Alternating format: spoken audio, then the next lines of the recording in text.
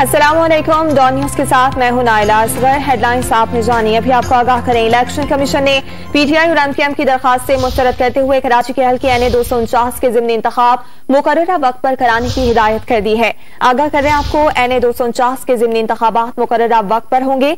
Election commission की जानिब से हिदायत जारी की गई है। पीटीआई और एमकेएम ने ज़िमनी इंतखाब मुलतवी करने की दरखास्त दायर की थी, जिस पर अब इलेक्शन कमीशन की जानिब से हिदायत जारी की गई है और इलेक्शन कमीशन के मुताबिक NA 249 के ज़िमनी इंतखाबात मुकर्ररा वक्त पर होंगे। डॉन न्यूज कराची के ब्यूरो चीफ काजी हसन से इसी मुताबिक मजीद जानते हैं। काजी, बताएगा इलेक्शन कमीशन की जानिब से मजीद क्या हिदायत दी गई हैं?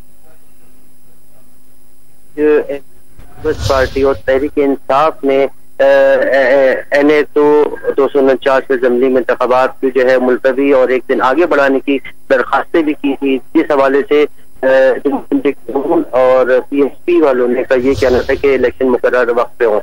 तो इस हवाले से इलेक्शन कमीशन की जो PR हुए कराची के नबी मस्जिद, इलेक्शन कमीशन ने फैसला किया है कि इंतखाबात 29 अप्रैल को मुकर्रर वक्त पर ही होंगे और इस हवाले से 48 घंटे पहले तमाम जमातें अपनी इंतखाबी सरगर्मियां बंद करने की पाबंदी होंगी, जबकि बैलेट पेपर भी छपने का अमल शुरू हो चुका है और मुकर्रर वक्त पे तमाम पोलिंग स्टेशन पे जो है वो बैलेट पेपर भी पहुंचा दिए जाएंगे, जबकि 27 और 28 अप्रैल की दरमियानी शब को खत्म हो जाएगा। जी, बहुत शुक्रिया आपका तफसीलात के लिए काजी हसन।